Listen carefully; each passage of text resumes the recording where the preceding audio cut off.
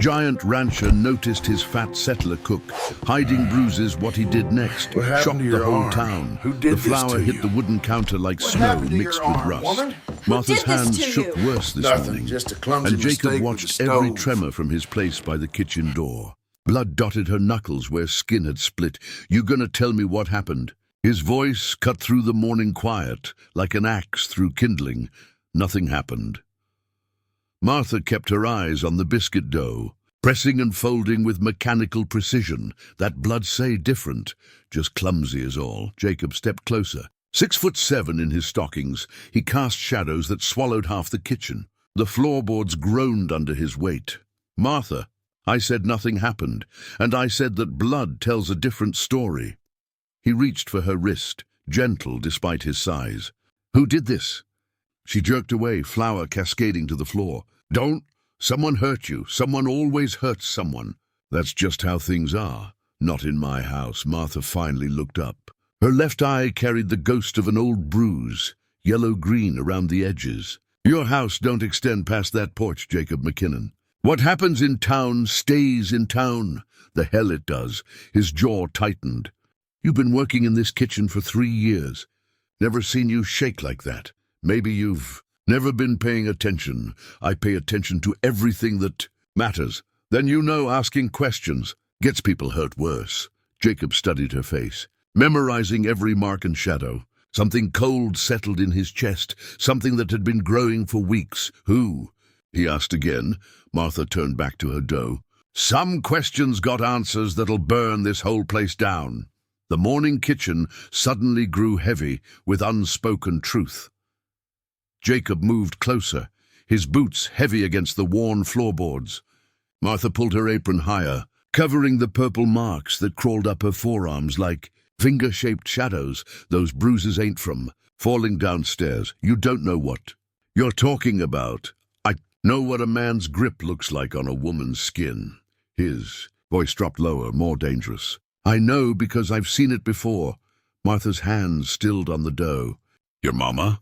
"My mama, my sister. Half the women in this county."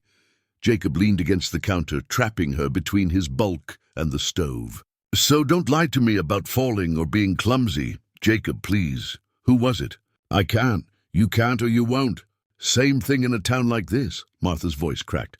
"You think asking questions is going to help me? You think stirring up trouble is going to make things better? I think whoever did this needs to answer for it. And then what? He gets angry and comes back worse. You gonna be there every night? You gonna follow me home? You gonna sleep on my porch?" Jacob's jaw worked. The kitchen walls seemed to press inward with each word. "I'll do whatever it takes. You can't fight the whole system, Jacob. Watch me." Martha finally met his eyes. Something desperate flickered there, something that had been beaten down too many times. "He wears a badge," she whispered. The words hit Jacob like a physical blow. His massive hands curled into fists on the counter. "Sheriff?" "His boy, Tommy." Martha's voice barely carried across the small space. "Sheriff's son thinks he owns every woman in this county. Thinks his daddy's badge makes him untouchable." Jacob straightened. When he spoke again, his voice carried the promise of violence. "A badge doesn't make a man bulletproof." Martha's composure cracked like eggshells. Her shoulders shook as the words tumbled out in broken pieces. "Started 3 months ago, after Sarah Henderson's funeral." Tears mixed with flour dust on her cheeks. "He cornered me behind the church. Said I looked lonely. Said he could help with that." Jacob's hands gripped the counter edge until his knuckles went white. "What did you tell him?" Told him no. "Told him I wasn't interested." Martha wiped her nose with her apron. He laughed. "Said no wasn't really an option for women like me. Women like you. Fat, old, alone. Said I should be grateful someone like him would even look my way." The kitchen air grew thick with Jacob's rage. His breathing deepened, controlled. "He's done this before." "Jacob, don't. How many others?" "I can't." "How many, Martha?" She closed her eyes. "Jenny Miller. Before she left town. Widow Thompson, till she moved to her sister's place. Mary Santos till her husband found out and they packed up overnight. Sweet Jesus. Sheriff knows. Has to know. But Tommy's his only boy, and the badge runs in families here." Martha's voice turned bitter. Sheriff Browning's been protecting that boy since he was old enough to pull girls' hair in Sunday school. Jacob pushed away from the counter. The small kitchen couldn't contain the fury building in his chest. Where's it happen? Jacob, no. Where? Different places. Back of his patrol car, mostly. Sometimes the old jail cell when his daddy's out on calls. Martha grabbed his arm. You can't fight this. The whole system's rigged. Sheriff, judge, mayor, they all protect their own.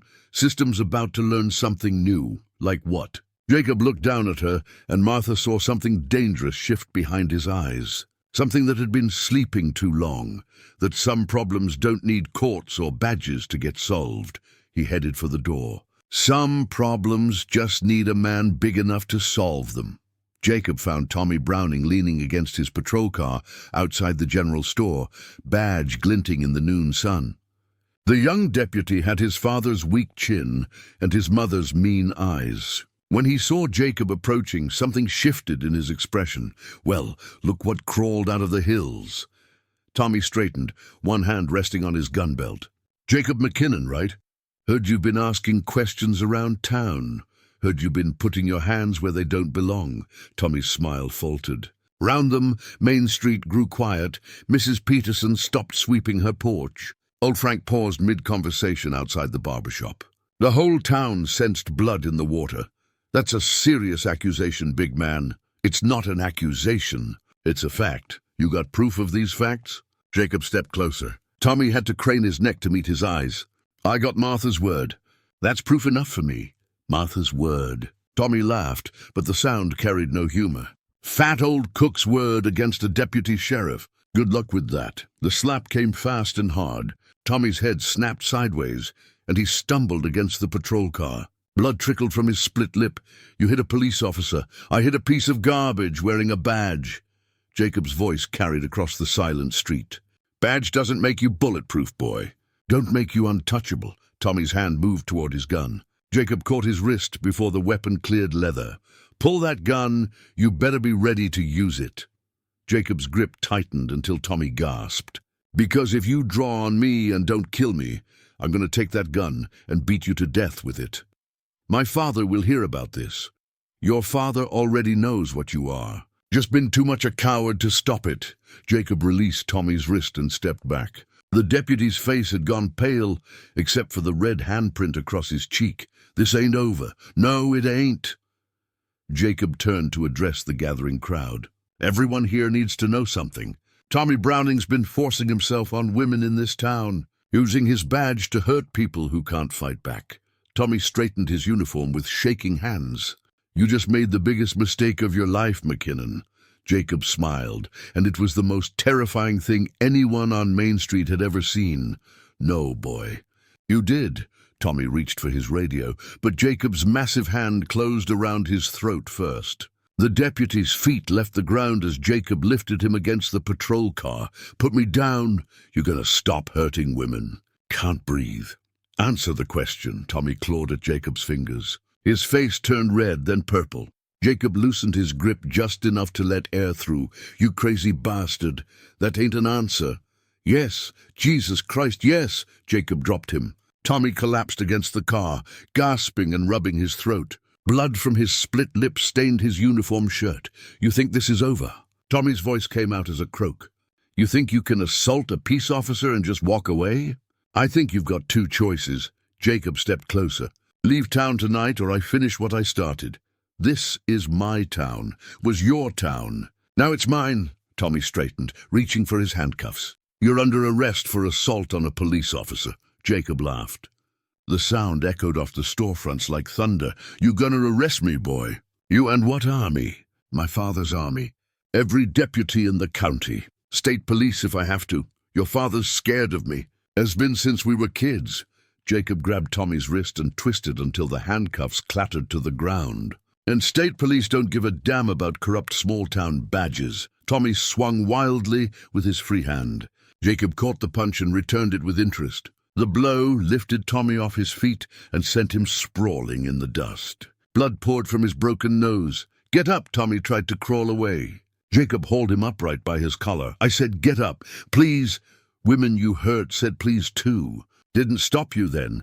Jacob's next punch shattered Tommy's cheekbone. The deputy crumpled like wet paper, unconscious before he hit the ground. Jacob stood over the broken man, breathing hard. Around them, the town watched in stunned silence. No one moved to help. No one called for backup. Justice had finally come to Main Street, and it had very big hands. Word spread faster than a brush fire. By sunset, every person in town knew what Jacob McKinnon had done to Tommy Browning in broad daylight on Main Street. Heard he broke the boy's face in 3 places. Mrs. Peterson whispered to her neighbor across the fence, "Good. About time someone taught that little snake a lesson." "You can't say that. He's a police officer. Badge doesn't make him decent." At Miller's bar, the conversations grew heated. Old Frank slammed his beer down hard enough to slosh foam across the wooden table. Jacob had no right. Law's the law, even when you don't like it. What law? Sarah's widow, Betty, stood in the doorway, her voice cutting through the smoke. Law that lets Tommy hurt women? Law that lets his daddy cover it up? Betty, you don't understand. I understand plenty. I understand my daughter couldn't walk to the store without that boy following her. I understand why she moved 3 states away the day after graduation. The bar fell silent. Betty's words hung in the air like a judgment. At the sheriff's office, Deputy Williams stared at the empty cells. Sheriff Browning hadn't come in since the beating. Word was he'd driven Tommy to the county hospital and hadn't been seen since. Think the sheriff's coming back? Williams asked the dispatcher. Would you? Martha sat in her small kitchen, hands finally steady for the first time in months. Women had been calling all evening. Jenny Miller called from 2 towns over. Widow Thompson from her sister's place. Even Mary Santos from 3 states away. Is it true? Jenny's voice crackled through the phone line. It's true. Someone finally stood up to him. Someone finally stood up for us.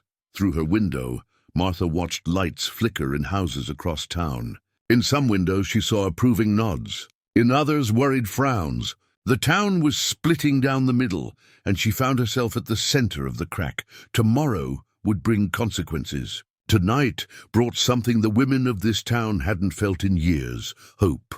3 weeks later, Martha's hands moved steadily and sure as she rolled out biscuit dough. No trembling, no hesitation. The morning light through the kitchen window caught her smile. "Coffee's ready," she called to Jacob. He entered the kitchen differently than before, heavier somehow. The weight of what he'd done settled in his shoulders like old snow. Town's quiet this morning. Peaceful quiet or scared quiet? Good kind of quiet. Martha poured his coffee without spilling a drop. Women walking Main Street like they own it. Kids playing in the square without looking over their shoulders. What about the sheriff? Resigned yesterday. Williams is acting sheriff till they find someone new. Martha set the cup down with steady hands. Someone clean, Jacob nodded. Through the window, he watched Jenny Miller walk past with her head high. She'd moved back to town last week. Tommy? Still in the county hospital. Heard he's asking for transfers to other departments. Far from here? Good, Martha studied his face. You having regrets? Jacob considered the question. I became something I swore I'd never be. What's that? The thing people are afraid of.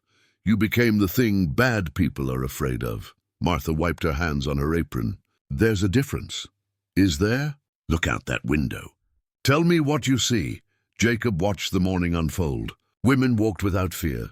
Children played without watching shadows. The town breathed easier.